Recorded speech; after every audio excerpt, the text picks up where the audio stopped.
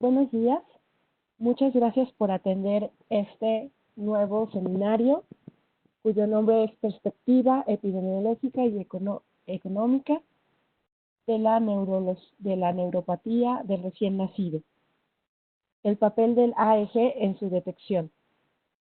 Nuestro panelista, nuestro congresista el día de hoy es el doctor César Guillermo Sánchez Acosta, neurólogo pediatra del Hospital Materno Perinatal Mónica Pretelini Sainz, en el Estado de México, en México. Doctor Sánchez, le agradezco mucho su participación en este seminario y sin más demora, le cedo el control de la presentación. Hola, muy buenos días a todos. Saludos desde México. Espero que esta plática sea de su agrado y de utilidad. Vamos a comentar un poco la perspectiva epidemiológica y económica de la patología neurológica del recién nacido. Y vamos a hablar del papel del electroamplitud integrada en su detección. Es bien importante esto que vamos a ver porque vamos a hablar un poquito de costo-beneficio, ¿no? Y las interrogantes son sencillas, ¿no? ¿El electroamplitud integrada es un equipo costoso? ¿Es más costoso que el beneficio que da detectar las patologías neurológicas? Y después vamos a ver la epidemiología. Bueno, vamos a empezar a ver la epidemiología y el costo de las patologías neurológicas del recién nacido. Y vamos a hablar un poquito de las aplicaciones de la electroamplitud integrada más allá de la encefalopatía hipóxico-isquémica. Esto es bien importante porque tenemos todos bien claro que la principal aplicación de la electroamplitud integrada es la monitorización durante el procedimiento de hipotermia, pero no es la única aplicación y aquí lo que quiero compartirles es un poquito la experiencia cuando se amplía el uso de hipotermia, de electroamplitud integrada más el hipotermia. Vamos a empezar. ¿Es un equipo costoso la electroamplitud integrada? ¿Y cuál es la epidemiología y el costo de las patologías neurológicas en el recién nacido? Vamos a empezar con lo que es más frecuente, lo que estamos acostumbrados. Encefalopatía hipóxico-isquémica. La encefalopatía hipóxico-isquémica es un síndrome clínico que se llama de forma genérica encefalopatía neonatal, que tiene alteración de la función neurológica en los primeros días de vida, que es exclusivo, según el ACOG en 2014, de mayores de 35 semanas de gestación, lo cual yo no estoy de acuerdo porque los prematuros también tienen datos de disfunción neurológica. Hay alteración del nivel de conciencia, puede haber crisis epilépticas clínicas o subclínicas y frecuentemente hay dificultad para iniciar y mantener la respiración y disminución del tono y los reflejos. Nosotros podemos tener una encefalopatía neonatal que es causada por bilirrubina alta, que es causada por una enfermedad metabólica, que es causada por sepsis, y la disfunción neurológica que presenta el recién nacido se llama encefalopatía neonatal. Lo que vamos a cambiar es el apellido. Cuando yo tengo una encefalopatía neonatal que es causada por un episodio de asfixia, se llama encefalopatía hipóxico-isquémica. Y básicamente es lo mismo, ¿no? Deterioro de estado de alerta, alteraciones del tono muscular, alteraciones de las respuestas motoras y puede haber crisis epilépticas. Vamos a ver un poquito de epidemiología y vamos a hacer números y quisiera que pusieran un poquito de atención para que hagan este ejercicio en su país. Yo normalmente cuando voy a dar una charla en otro país trato de hacer este ejercicio para contextualizar epidemiológicamente la situación de encefalopatía hipóxico-isquémica en cada uno de nuestros países. Ojo, tenemos que aclarar que estos números que vamos a analizar son números de países desarrollados con buena estadística, en los cuales es también la incidencia de estas patologías es menor. Ejemplo, incidencia de asfixia, 3 a 5 por cada 1000 nacidos vivos. Después, la incidencia de encefalopatía moderada severa, que son los que van a entrar a hipotermia, 0.5 a 1 por cada 1000 nacidos vivos. Vamos a tomar en cuenta este número mágico, 1 por cada 1000, ¿sí? De esos pacientes que tienen encefalopatía moderada severa, 30 al 60% de los neonatos fallecen y del 20 al 85% presentan secuelas graves. La principal secuela de la encefalopatía hipóxica isquémica y lo que queremos evitar es parálisis cerebral infantil. Este es el ejemplo que pongo de los números que se pueden hacer en México. Por ejemplo, en 2016, en el último censo, hubo 2.293.708 nacimientos en México. Si tenemos en cuenta este número mágico de 1 por cada 1.000 que tienen encefalopatía moderada severa, entonces en teoría tendríamos aproximadamente 2.300 recién nacidos con encefalopatía moderada severa al año en todo el país. Los estados que ven en rojo, las provincias que ven en rojo, son las que más tienen incidencia de encefalopatía hipóxica isquémica moderada severa. Y en algunos estados llega hasta 10.5 por cada 1.000 nacidos vivos. Ejemplo, si en México tenemos 2.300 recién nacidos candidatos a hipotermia y tenemos 32 estados, 32 provincias, en promedio tenemos 71 recién nacidos candidatos a hipotermia por cada estado. En México tenemos 6 entidades federativas, 6 estados que tienen dispositivos de hipotermia servocontrolado. Aguascalientes, Nuevo León, Tamaulipas, Morelos, Estado de México, Ciudad de México y recientemente San Luis Potosí. Ok, pero ¿cuál es el panorama local? Incluso ¿cuál es el panorama en mi hospital? Este también es un ejercicio muy importante porque como van a ver ustedes cuando hacemos números, quedamos muy lejos de ese 1 por cada 1.000. Ejemplo, en el Estado de México, que es donde se encuentra el hospital donde yo trabajo y donde yo radico, es un estado que tiene 16 millones de habitantes y hubo 295.635 nacimientos en 2016. En la región donde yo provengo, en Toluca, en el municipio, hubo 15.987 en ese año. En ese mismo año, en nuestro hospital hubo 6.340 nacimientos. Nosotros estamos metiendo aproximadamente 24 recién nacidos hipotermia por año. Es decir, 2 por mes. Esto, haciendo números, me da que nosotros tenemos una incidencia de 3.8 por cada 1.000 nacidos vivos con encefalopatía moderada grave. Es decir, estamos 4 veces arriba de 1 por cada 1.000. Si ustedes hacen este ejercicio por estado, por hospital, van a tener la realidad que está pasando en sus hospitales, en sus países. Nosotros, a partir de 2013, actualmente llevamos 160 recién nacidos en hipotermia, 161, esta semana es el 161. Y quiero mostrar un poquito de los resultados de nuestro programa de hipotermia. De estos primeros 122 recién nacidos que tenemos, el 85% son nacidos en nuestro hospital, el 15% son externos. Normalmente tenemos más moderados que graves, más hombres que mujeres, y en realidad no hay diferencia entre el nacimiento por cesárea o parto. Algo bien interesante es que la media de nuestras mamás que tienen recién nacidos con asfixia son mamás jóvenes, una media de 21 años. Normalmente son primigestas, la edad gestacional es de 39 semanas la media, el peso al nacer, el promedio es de 3.140 gramos y el promedio de pH arterial en la primera hora es de 6.89, el déficit de base de 21.5 y estamos haciendo nuestro estándar de neurodesarrollo es el Bailey-II, lo hacemos una media de 13.2 meses y esos son los resultados del seguimiento de los primeros 52 niños. Nosotros tenemos en total un resultado adverso en 42% de nuestros pacientes. ¿Qué es resultado adverso para nosotros?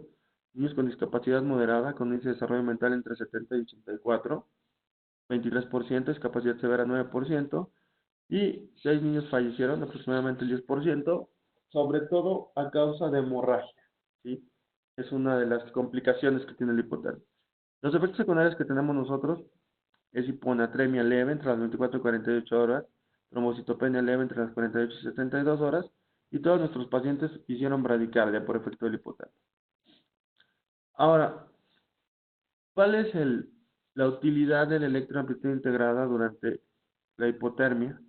Lo que nos sirve la electroamplitud integrada es para predecir, es una ventana a nuestro órgano blanco que estamos tratando, y lo que nos permite es ver la evolución del trazo durante el tiempo y tratar de emitir un pronóstico para ver cuál va a ser el futuro de este recién nacido que hemos sometido a hipotermia. Y lo que encontramos, si ustedes verán, hay encerrado en rojo, es que cuando el trazo de la electroamplitud integrada está mal, está anormal, la probabilidad de que a ese niño le vaya mal, si está alterado entre las 36 y 48 horas, es del 80%. Si el trazo permanece alterado, si está anormal entre las 48 y 60 horas, es del 100%. Y estos resultados son muy parecidos a los que encontró la doctora Thorensen en un artículo publicado en el 2010. La gráfica de la doctora Thorensen es la que está en azul y la gráfica de nosotros es la que está en verde. Entonces, nosotros podemos decir que si tenemos un patrón anormal en un paciente sometido a hipotermia, ¿cuál es el patrón anormal? Lo vamos a considerar anormal, brote, supresión, bajo voltaje y plano. Si tenemos alguno de esos tres entre las 48 horas, 48 y 60 horas, y no es efecto de la sedación, es decir, no nos estamos pasando de sedación, es efecto realmente de la encefalopatía hipóxico-isquémica, el pronóstico de este paciente va a ser malo. Esto también se puede aplicar para otras encefalopatías, no nada más para la encefalopatía hipóxico-isquémica, es decir, entre más tiempo permanezca alterado un patrón, peor es el pronóstico. Ahora vamos a ver la prematurez. Según la Organización Mundial de la Salud, en el mundo nacen alrededor de 15 millones de prematuros al año. Ese es un número que me llama mucho la atención. Dice, en América Latina tenemos una incidencia de prematurez de 8.6% de todos los nacimientos. Eso también es importante que hagan el ejercicio en sus hospitales, porque ustedes se darán cuenta que cuando ingresan a una unidad de cuidados intensivos neonatales, lo que más hay son prematuros. En nuestro hospital, el nacimiento de prematuros anda alrededor del 14.5%. En este mapa de América van a ver que México y casi toda Latinoamérica está ubicada en menos del 10% de prematurez. ¿Por qué es importante la prematurez? Porque si se fijan en la diapositiva dice muy claramente, al menos el 50% de todas las muertes neonatales son de prematuros. El 35% de las muertes del prematuro son por causas directas, por la prematurez. Síndrome de estrés respiratorio, enterocolitis, toda la complicación que puede tener, hemorragia intraventricular. Y bien importante que el otro 15%, digamos, las muertes indirectas, se deben a sepsis neonatal. Una vez escuché a un infectólogo con una frase muy atinada que decía, ¿cuándo se va a acabar la sepsis neonatal en nuestras unidades de cuidados intensivos? Cuando deje de haber prematuros. Entonces, el problema del prematuro es no nada más ser prematuro, sino también la predisposición a tener infecciones. Esta es una gráfica también de la Organización Mundial de la Salud, donde se ve cómo la mortalidad por prematurez ha disminuido en América Latina en la década pasada, y seguramente en el reporte que sacan de esta década va a seguir disminuyendo la mortalidad. El problema de la prematurez es, los niños sobreviven más, los prematuros, pero ¿cuál es la calidad de vida con la que le estamos proporcionando a este paciente prematuro, o con la que está sobreviviendo este paciente que se graduó de la UCI y que fue prematuro? Entonces, es la pregunta, ¿no? ¿Cuál es el resultado final de la encefalopatía hipóxico-isquémica y de la prematurez?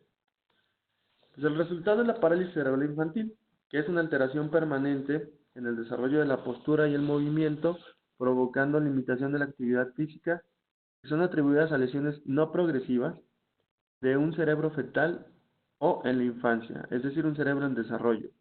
El desorden motor de la parálisis cerebral infantil está frecuentemente acompañado por alteraciones de la percepción, sensación, cognición, comunicación y conducta, además de epilepsia y trastornos musculoesqueléticos secundarios.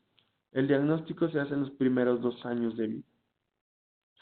Fíjense muy bien, se supone que hay una incidencia de 1.5 a 2.5 por cada 1000 nacidos vivos en Australia y Europa. En Estados Unidos, Taiwán y Egipto, 3 por cada 1000. Y por ejemplo, en México se supone que hay 20,000 niños o casos nuevos de parálisis cerebral infantil al año.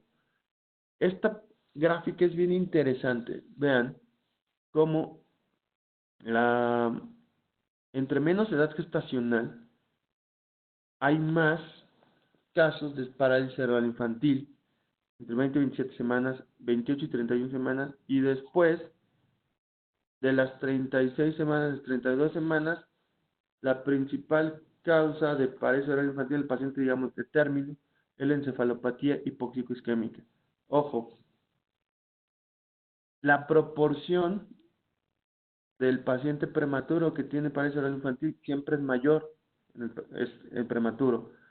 No se compara con lo que llega a tener el paciente secundario de encefalopatía hipóxico-isquémica. Y estoy seguro que en la mayoría de nuestros países, una de las principales causas de permanencia en la unidad de cuidados intensivos neonatales es la prematurez.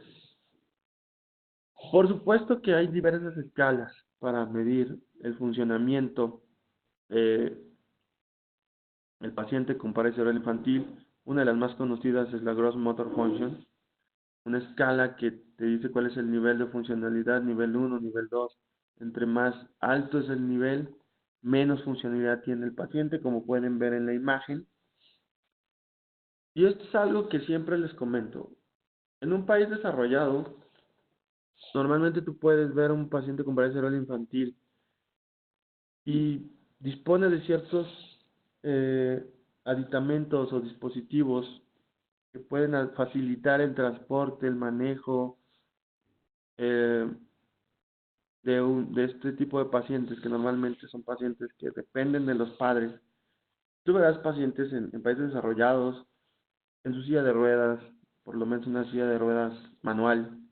Algunos tienen sillas de ruedas automatizadas.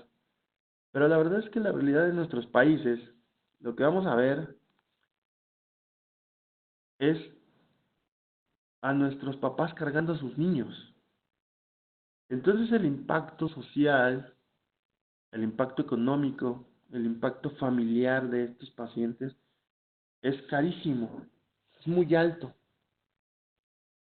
Es común también ver cómo estos pacientes tienen una fragmentación familiar debido a que las jefas de familia, las mamás, tienen que dedicarse prácticamente a estos niños con parálisis cerebral infantil, y entonces la familia se fragmenta, cuidan a los hijos más pequeños, los papás abandonan el hogar. Es una situación social bien compleja, no nada más es la cuestión económica. Porque hablando de cuestión económica, ¿cuál es el costo de la evaluación de las intervenciones para parálisis cerebral infantil?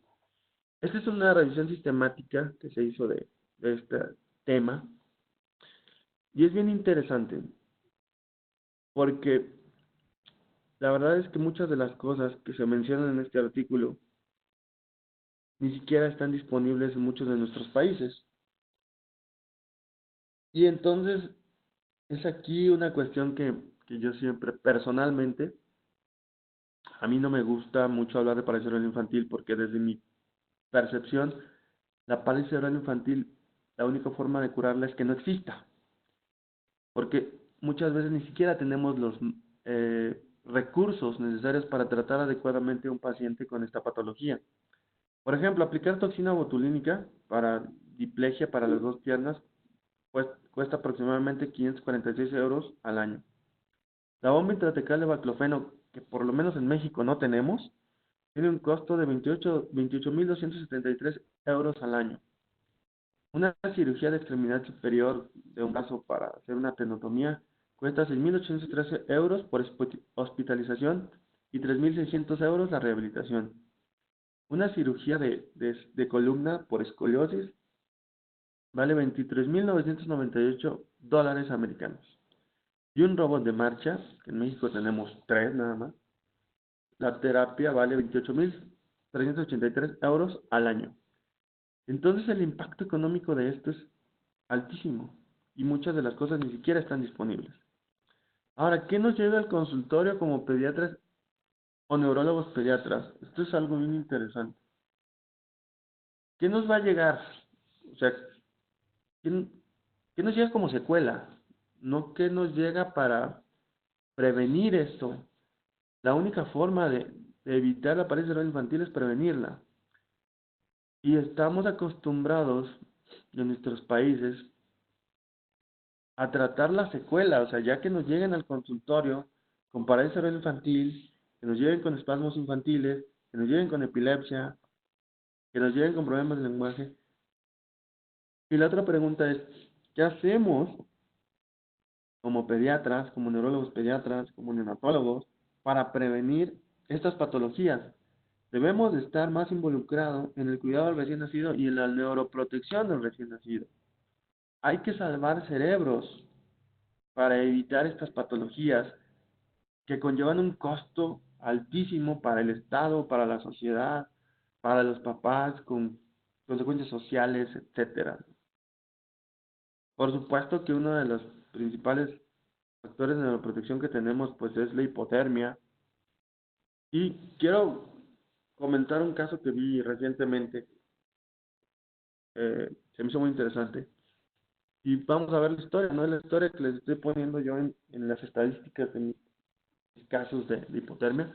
Mamá de 25 años, trimiquesta, con un líquido amniótico meconial de 2 crucis, masculino, nació un producto masculino de 3.300 gramos, de 40 semanas de gestación, con Apgar 3.5, pero con una gasometría con un pH 6.8, bicarbonato de 13, déficit de base menos 21. El paciente nació hipotónico, hipoactivo, con empuñamiento de ambos pulgares, con el moro ausente. Fue atendido en una unidad sin programa de neuroprotección. O sea, no había hipotermia en la unidad donde nació. Y este es el resultado de ese paciente a los 5 meses de vida. Ustedes pueden ver, esta es una foto, pueden ver la posición que tiene el paciente. Es un paciente que está espástico, que tiene microcefalia, que está en opistótonos. Y este es el resultado de no ofrecer neuroprotección. Vamos a compararlo con este caso, otro caso, de una mamá de 7 años que está uno, la misma historia, parto distóxico femenino, 2.565 gramos, 39 semanas de gestación, Apgar 0.2, pH 6.8, el bicarbonato no marcó, déficit de base no marcó, o sea, era tan bajo que ni siquiera el aparato lo podía medir. Fue una encefalopatía hipóxica isquémica grave y la ingresamos a protocolo de enfriamiento nosotros. La paciente hizo un neumotórax bilateral espontáneo, tuvo un neumotórax de los lados secundario a un síndrome de aspiración de meconio. Ahí la ven, ahí está en CULCAP. Cuando inició a las 6 horas de vida hizo un patrón de brote y supresión y tenía crisis epilépticas. A las 48 horas mejoró el patrón, hizo un patrón continuo, ya con ciclo sueño-vigilia. Y de acuerdo a esto, pues a las 48 horas el patrón está normal, entonces deberíamos de tener un buen pronóstico. A las 72 horas del retiro de CULCAP, ahí ya le habían retirado también los sellos de agua, sigue intubada, tiene un poquito de edema en la piel cabelluda. A la semana de vida, finalmente se fue después de 11 días de vida, de estancia hospitalaria, con diagnóstico de síndrome de aspiración de meconio, neumotórax bilateral espontáneo, miocardiopatía hipóxica isquémica con repercusión en función ventricular y crisis epilépticas agudas sintomáticas. La paciente a los 8 meses de vida fue sometida a un Bailey-II, que obtuvo un índice de desarrollo mental de 114, un índice de desarrollo psicomotor de 90, lo cual es normal. Y estas son las fotos de la niña a los 10 meses de vida. Pueden ver la diferencia totalmente abismal entre un caso y el otro, entre un programa de neuroprotección y un programa sin neuroprotección. Y aunque no entregamos al 100% de nuestros pacientitos en estas condiciones, sí entregamos alrededor del 60%, es decir, entregamos de los 160, 90 niños, 95. niños les entregamos a sus papás en estas condiciones y eso hace la diferencia. Muy bien, eso fue la encefalopatía hipóxico-isquémica. Entonces ahora vamos a ver un poquito de las otras aplicaciones de la electroamplitud integrada. Vamos a ver las crisis epilépticas, ¿no? Las crisis epilépticas neonatales son la afección neurológica más frecuente en el recién nacido, del 0.15 al 4.5%. Hay una relación inversa con la edad, entre menos edad, más crisis epilépticas. La mayoría de las crisis epilépticas del neonato son sintomáticas: encefalopatía hipóxico-isquémica, enfermedad vascular cerebral, infecciones. Casi la mitad de las crisis en el recién nacido, sobre todo en el término, son causadas por encefalopatía hipóxico-isquémica, pero también hay que recordar que hay síndromes epilépticos en el recién nacido. Esta es una gráfica de las causas. Si ustedes se fijan, una de las principales causas de crisis neonatales es encefalopatía hipóxico-isquémica. Después vienen infartos, hemorragias, enfermedad vascular cerebral, malformaciones estructurales, infecciones y genéticas y otras causas que podemos ver ahí. ¿Cuál es la importancia de detectar y de tratar las crisis neonatales? Este es un estudio, una corte que se hizo hace ya un tiempo. Es una corte muy interesante porque se revisaron niños que tuvieron crisis neonatales, pero que no fueron sometidos a tratamiento. Lo hicieron de forma retrospectiva. Y lo que encontraron es que en el recién nacido de término, cuando tiene crisis neonatales, tienen 56% de resultado adverso, 16% de mortalidad, 40% de morbilidad neurológica. La morbilidad puede ser desde cosas sencillas como trastornos del aprendizaje hasta cosas graves como parálisis cerebral infantil y epilepsia, ¿no? Y cuando tenemos este mismo escenario de crisis neonatales en un paciente pretérmino, hasta el 88% tiene un resultado adverso, 42% de mortalidad, 46% de alguna morbilidad neurológica. ¿Cuál es el problema de las crisis del recién nacido? El principal problema es el reconocimiento. ¿Por qué? Porque el 50% de las crisis en el recién nacido de términos son subclínicas, es decir, solo se detectan con monitorización electroencefalográfica, y hasta el 80% de los recién nacidos pretérmino. Por lo tanto, el electro es esencial para el diagnóstico y tratamiento. Tenemos tres variedades de electro: electroamplitud integrada, videoelectro y electro convencional. Paola, ¿puedes mostrar el video, por favor?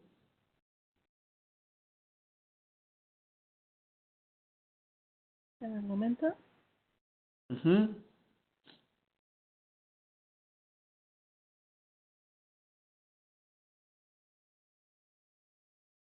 Este es un paciente que tiene crisis mioclónicas. Es un paciente que tiene una coagulación intravascular diseminada que está en una condición muy grave. Y lo que ustedes pueden ver es que este paciente tiene mioclonías. Ahí están las mioclonías. Y cuando ustedes ven el monitor, se ve claramente los grafoelementos de punta onda lenta o polipunta onda lenta. Y las crisis mioclónicas normalmente son recurrentes, son frecuentes y se presentan de forma repetitiva. Ustedes la pueden ver constantemente. Ok. Ya puede avanzar, doctor. Sí. Este es el trazo de electroamplitud integrada, donde vemos un patrón de fondo de brotosupresión con discretas montañas. Estas montañas epilépticas que se ven, que son muy, muy discretas, ustedes pueden ver las elevaciones ahí. Aquí quiero aclarar algo: está activado el Recognize, pero en este caso el Recognize no puede poner marcadores porque los grafoelementos en las mioclonías son muy variables. O sea, puede tener una punta y una onda lenta, 3 puntas y una onda lenta, y las manifestaciones siguen siendo mioclonías.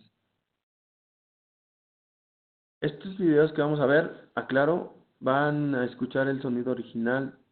Es posible que oigan mucho ruido.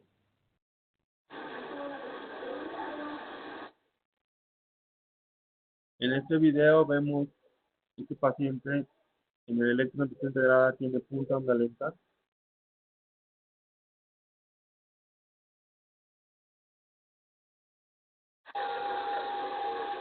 Y en el otro video vemos que tiene mioclonías.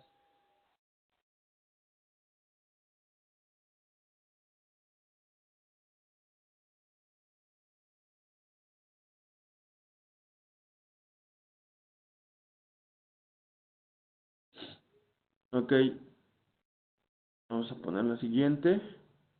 Este paciente fue un niño que tuvo un episodio de asfixia en su casa, un episodio de broncoaspiración, y posteriormente llegó para la atención a nuestro hospital y empezó con mioclonías. Este es el video de cuando ya el paciente está monitorizado, le pasamos antiepiléptico y ya no tiene los movimientos que presentaba. Pero fíjense muy bien.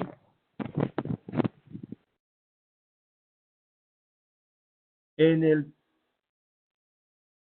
trazo del electro seguimos viendo que tiene actividad epiléptica, a pesar de que no tiene ningún movimiento.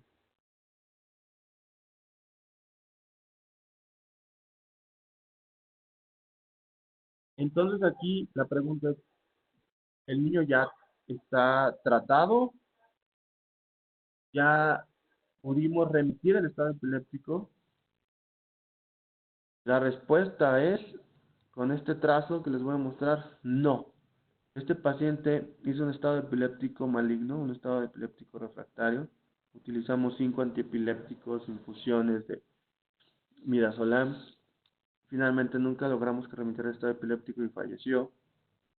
Pero lo que quiero que vean ustedes es la utilidad del equipo para valorar la eficacia de nuestro tratamiento epiléptico. O sea, que realmente estemos logrando yugular un estado epiléptico y controlar unas crisis epilépticas. Voy a hablar un poquito de microcefalia y calcificaciones porque con esto de Zika que hubo en algunos países de Latinoamérica que tenemos este problema, pues tenemos esta asociación de microcefalia. Este paciente no solo tiene microcefalia, también tiene otras alteraciones. Ustedes pueden ver las orejas en forma de orejas élficas, como si fuera un elfo. Tiene artrogriposis, es una paciente femenino, tiene deformidades de sus extremidades y aparte tenía cardiopatía.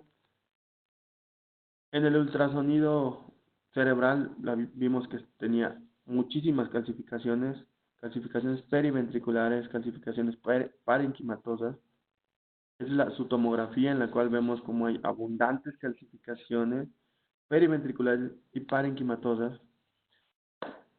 Y la pregunta aquí es sencilla y lo he visto yo en los artículos de Zika. La mayoría menciona que los pacientes empiezan con crisis epilépticas alrededor de los 6 meses. Pero nadie ha monitorizado a estos niños desde el nacimiento. Y a esta paciente la monitorizamos nosotros desde el nacimiento y encontramos algo muy interesante. Por ahí en este trazo van a ver un poquito adelante del marcador rojo, en el electroamplitud integrada van a ver una pequeña montaña. Cuando nosotros analizamos esta montaña, vimos que tenía ondas lentas rítmicas, eran sugestivos de crisis epilépticas. Nos volvimos a encontrar otra montaña posteriormente, y igual analizamos la montaña y seguía viéndose el mismo grafoelemento. Y entonces nos dimos cuenta que esta paciente tenía crisis epilépticas subclínicas. Hay publicaciones que dicen que la asociación entre microcefalia con calcificaciones, hasta del 77 al 100% de los pacientes pueden tener crisis epilépticas. Aquí la idea es la detección temprana y no después de 6 meses. Para iniciar tratamiento, esta paciente egresó con tratamiento antiepiléptico. Otro ejemplo que vamos a ver es la encefalopatía hiperbilirrubinémica, encefalopatía por bilirrubina elevada. Se supone que en países desarrollados tenemos una incidencia de 0.4 a 2.7 por cada 100.000 recién nacidos vivos. Yo estoy viendo al año en mi hospital de 2 a 3, 2 a 4 pacientes con encefalopatía bilirrubínica grave que quedan con secuelas. Y este es un ejemplo de ello, ¿no? Mamá de 25 años, gesta 2, parto vaginal femenino, 2.395 gramos, 34 semanas de gestación, Apgar 8-9, madre tipo O positivo, producto tipo O positivo, alimentado del seno materno exclusivo. ¿Por qué pongo este rubro de alimentado al seno materno exclusivo? Porque hemos visto en el hospital que esto ha sido un factor de riesgo para que tengamos más casos de encefalopatía bilirrubínica. Ojo, no, no porque la lactancia materna sea mala o tenga alguna, o esté yo en contra de la lactancia materna, sino porque no estamos educando adecuadamente a nuestras mamás para dar seno materno y entonces se van con esta falta de entrenamiento y el paciente se deshidrata y regresa con niveles de bilirrubinas muy elevados. Este paciente a los 5 días inició con ictericia, a los 9 días acude a iniciar esquema de vacunación y se encontró ictérica y somnolienta. Acude a valoración médica privada y le indican baños de sol en su domicilio, que ya ni siquiera están indicados en la actualidad. La madre por iniciativa propia acude a valoración en el hospital donde había nacido, que era con nosotros, a los 9 días de vida. Se encontró con un peso de 1940 gramos, es decir, perdió 455 gramos, una bilirrubina total de 30.4, albúmina de 2.9, con un índice de bilirrubina albúmina que es como un marcador de bilirrubina libre, que es la que va a dañar el sistema nervioso, de 10.4. Se supone que tenemos riesgo de daño después de 8.5. La paciente estuvo hipotónica, hipoactiva y con reflejos disminuidos. Llegó, la conectamos a un electro por la encefalopatía y lo que encontramos fue un estado epiléptico. Vean cómo este paciente tiene una presencia de montañas epilépticas de forma recurrente, prácticamente permanente. Vean cómo continúa en estado epiléptico y logramos controlarla después de casi 24 horas. Y después ya había disminuido, utilizamos 3 fármacos antiepilépticos, hasta que finalmente logramos un patrón continuo después de ya de 2 días de ingreso, ya estaba en un patrón continuo. Pero desgraciadamente esta paciente hizo un kernicterus y en esta imagen de resonancia magnética podemos ver una hiperintensidad a nivel del globo pálido. Se ve más blanco en medio de la resonancia.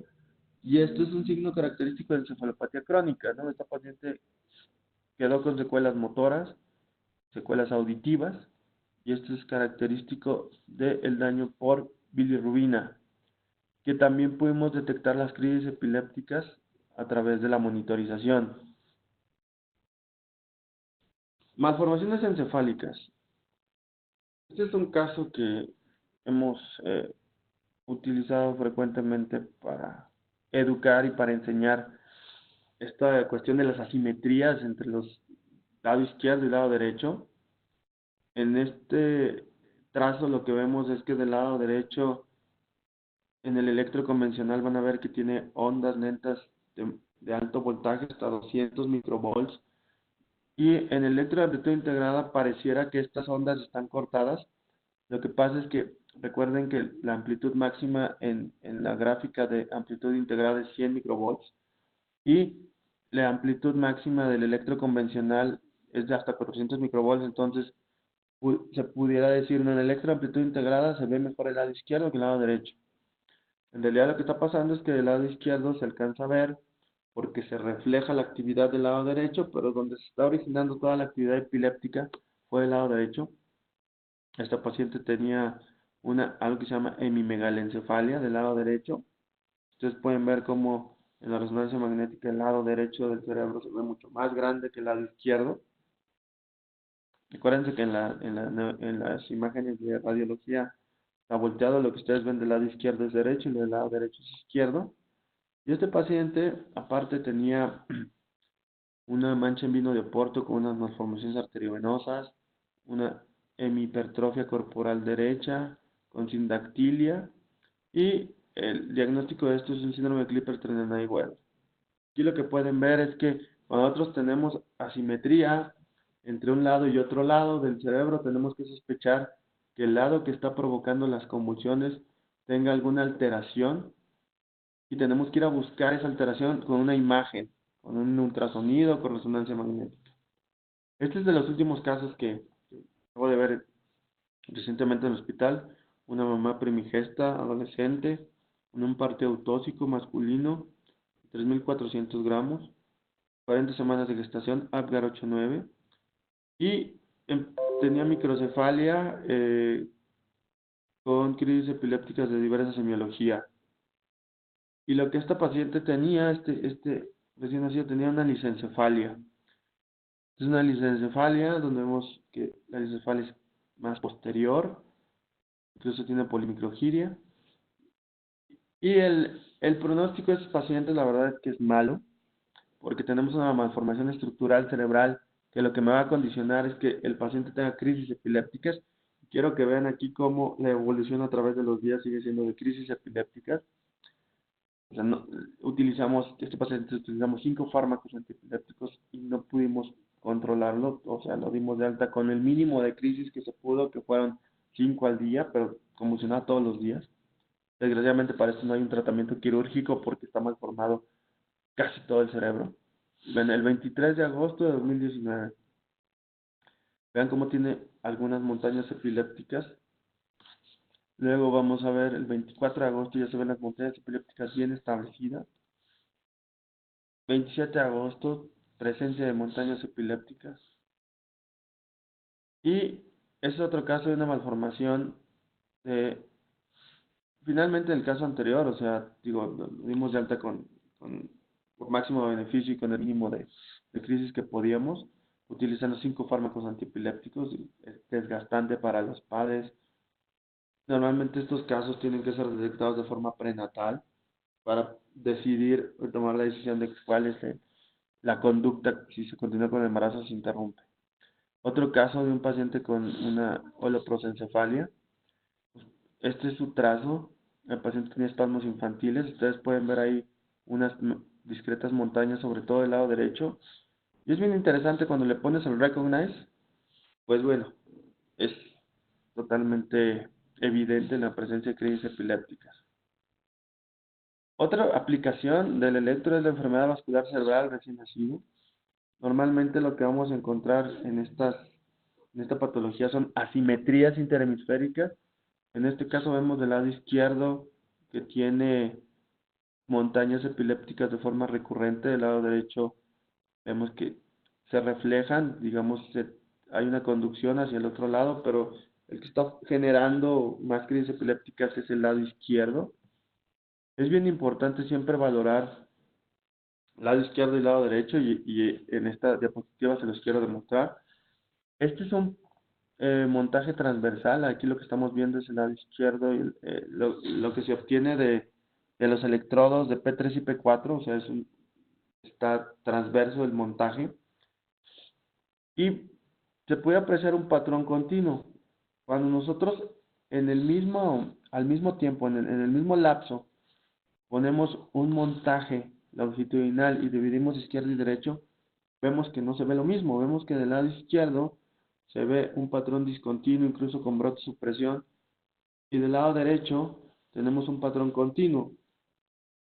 Es bien importante valorar siempre de forma independiente izquierdo y derecho para lograr ver estas diferencias entre los dos hemisferios y sospechar que del lado izquierdo tenemos algún problema en este ultrasonido. Vemos que hay una hiperecogenicidad, se ve más blanco en la región perisilviana del lado izquierdo. Hicimos una resonancia magnética y encontramos un infarto cerebral en el territorio de la cerebral media del lado izquierdo, en el segmento M1, y lo que vemos es del lado izquierdo las imágenes en la secuencia T1 y del lado derecho en la secuencia T2. Esta es una imagen por difusión donde se observa esa parte brillante, todo es el territorio de la cerebral media, y del lado derecho vemos cómo la cerebral media izquierda está amputada, falta la circulación a partir del segmento M1, es muy característico.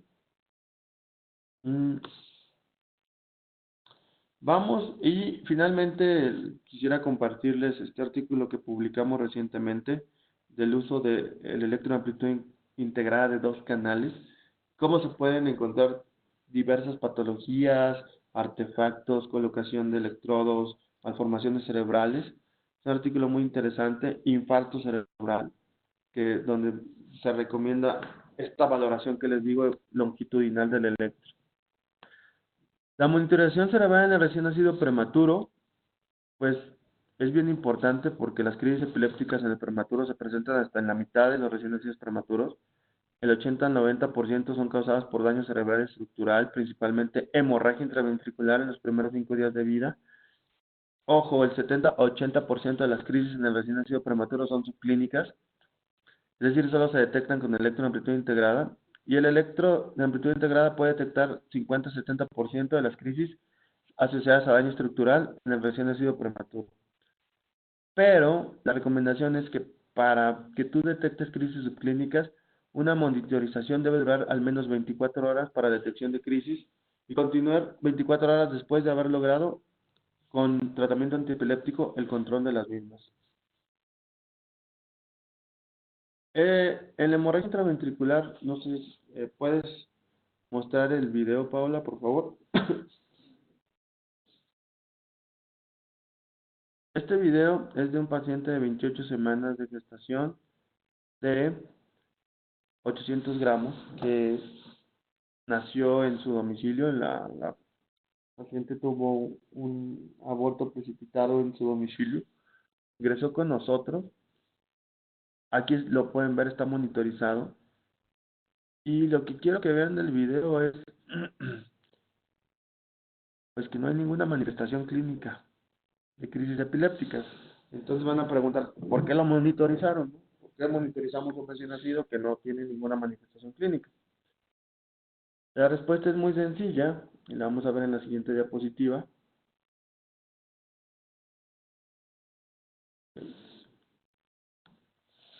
¿Por qué lo monitorizamos? Pues porque tenía una hemorragia intraventricular grave.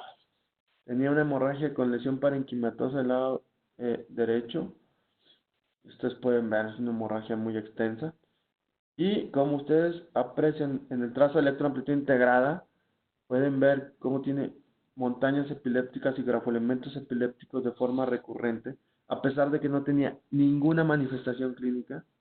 Aquí está el mismo trazo valorado con Recognize, cómo se ven los marcadores de estas crisis epilépticas recurrentes que tenía el paciente.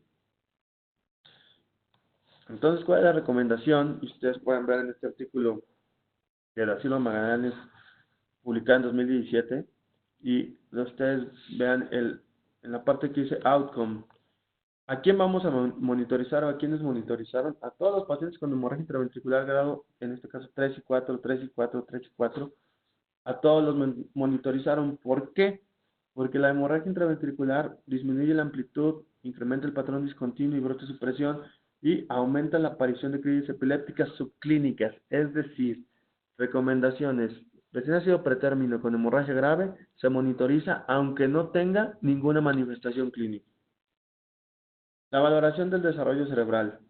Bien importante, esto es un caso muy interesante, paciente de 28 semanas por malar, por exploración física, 800 gramos de peso.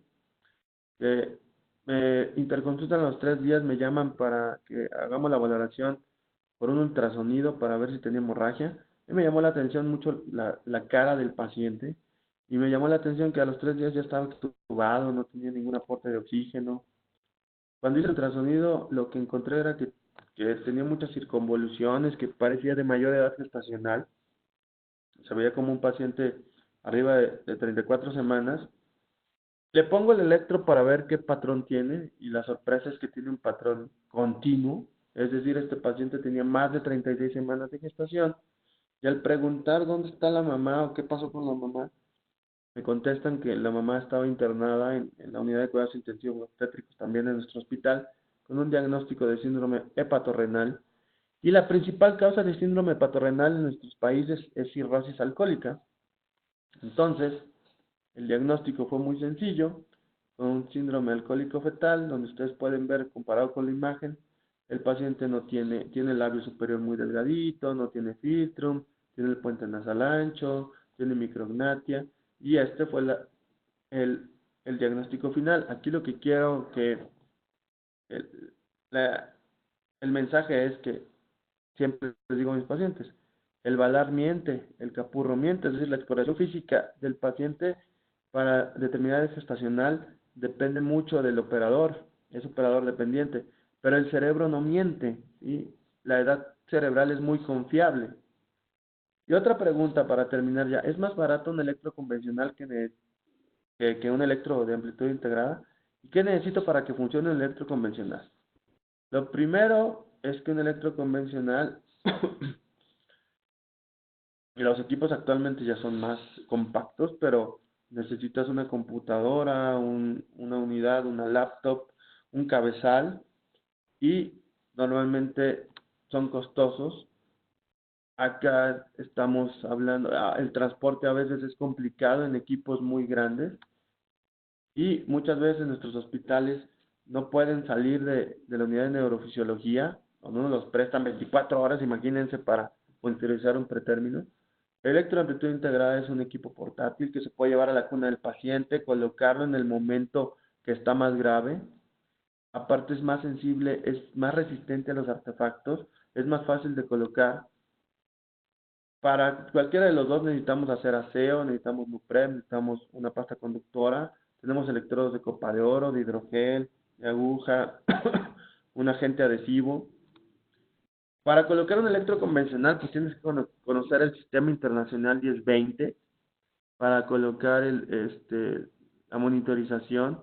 Normalmente lo hace un técnico neurofisiólogo. Pues tenemos los montajes longitudinales, los montajes transversales, pues eso es igual que en un electro convencional. Finalmente, un paciente neonato con un montaje de electro convencional termina como esta foto que ven aquí, lleno de electrodos con mucho adhesivo para lograr una modulación adecuada. Y no es lo mismo que colocar 5 electrodos, 2 del lado izquierdo, 2 del lado derecho. Es una ventaja enorme, no tenemos que llenar, a veces la cabecita es muy chiquita y tenemos que colocar todos los electrodos. La otra es, para colocar el electro, normalmente necesitas un técnico neurofisiólogo, y para interpretar el electro, un neurólogo neurofisiólogo, que como dicen por ahí, pues no cobra nada barato. Y la pregunta que les hago muchas veces a los neonatólogos es, ¿ustedes qué prefieren? ¿La imagen de la izquierda o la imagen de la derecha? ¿Cuándo utiliza la electroamplitud integrada? Este es como mensaje final. En todo recién nacido con alteración de la conciencia, en sospecha de crisis epilépticas, ya sea clínicas y subclínicas, para valorar la efectividad del tratamiento antiepiléptico, en el prematuro con sospecha de daño encefálico, y sobre todo en el prematuro que corroboramos un daño encefálico como hemorragia grave, aunque no tenga manifestaciones clínicas, es un factor pronóstico en la encefalopatía hipoxicoisquémica con y sin hipotermia. Es un instrumento de abordaje en la encefalopatía neonatal, incluso de pronóstico en la encefalopatía neonatal, no solo en hipóxico isquémica, y es un apoyo diagnóstico de la interconsulta a neurólogo pediatra. En pocas palabras, yo lo veo como un tamiz neurológico para poder adentrarte en la ventana, es la ventana para un órgano importantísimo en el recién nacido, y es un factor que te va a prevenir y puedes modificar el futuro de estos pacientes. Y eso sería todo. Muchas gracias. Terminamos a tiempo. Espero que haya sido de utilidad y agradezco su atención y felices fiestas. Muchas gracias, doctor, por su excelente presentación.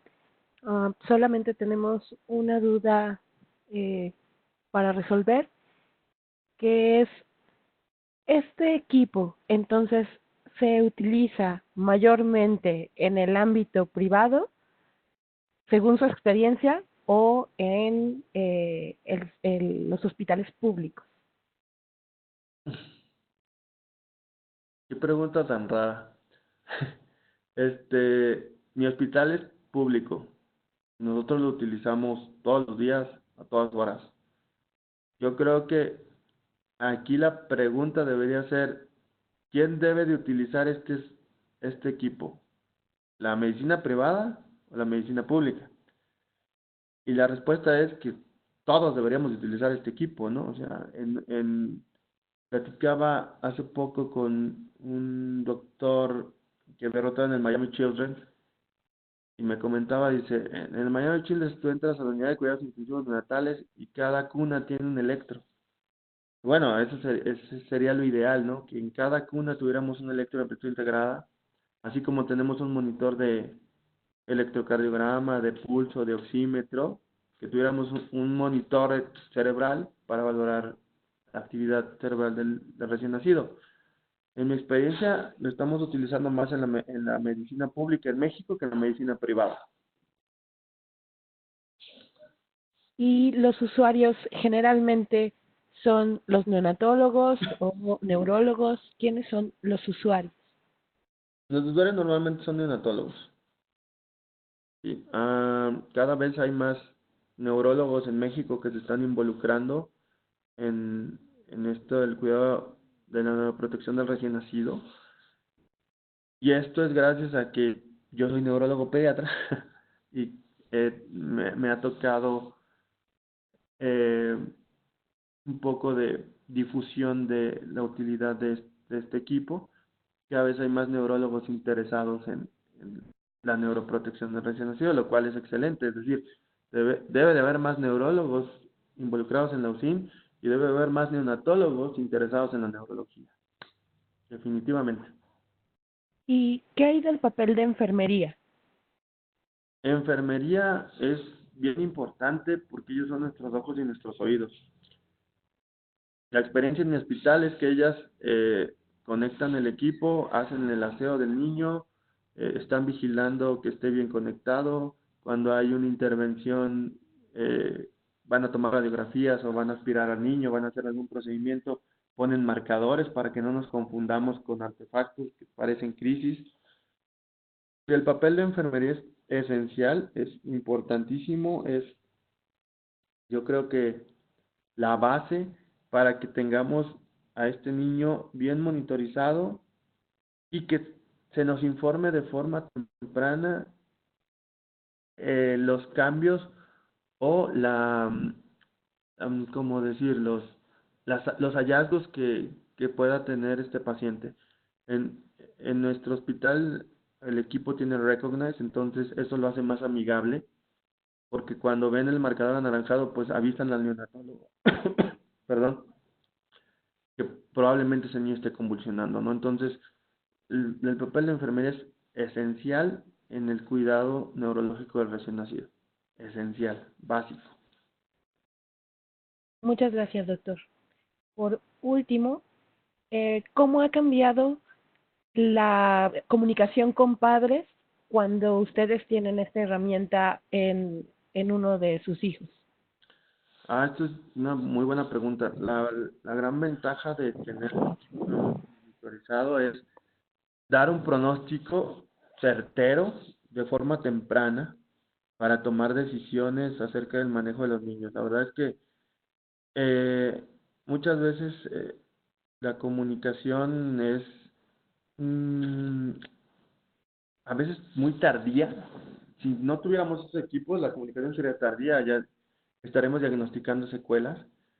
Aquí advertimos a los padres lo que es el pronóstico del niño y también nos ha permitido tomar decisiones junto con el comité de ética de qué tanto es conveniente continuar la terapia si tenemos otro paciente que requiere la terapia de hipotermia, sobre todo.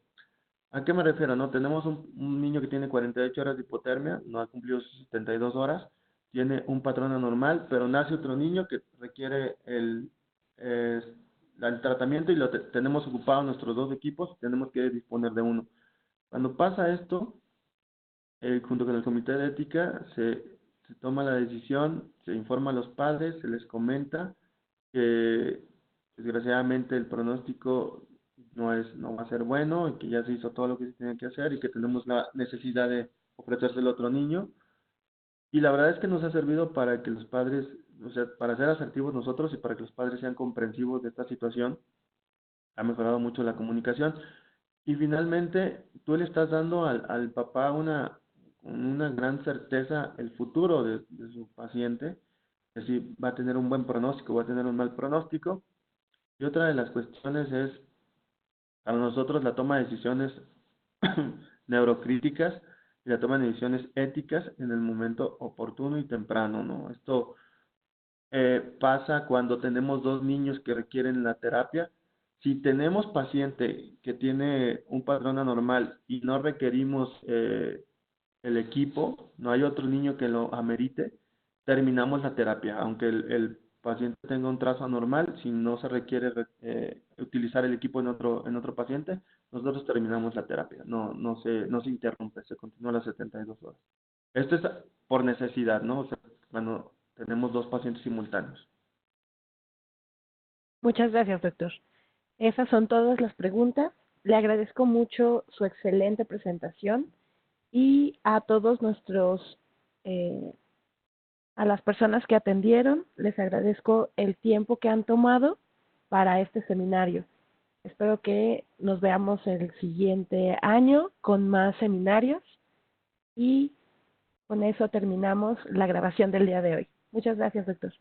Muchas gracias, felices fiestas, feliz Navidad, feliz año, éxito. Gracias. Hasta luego. Hasta luego.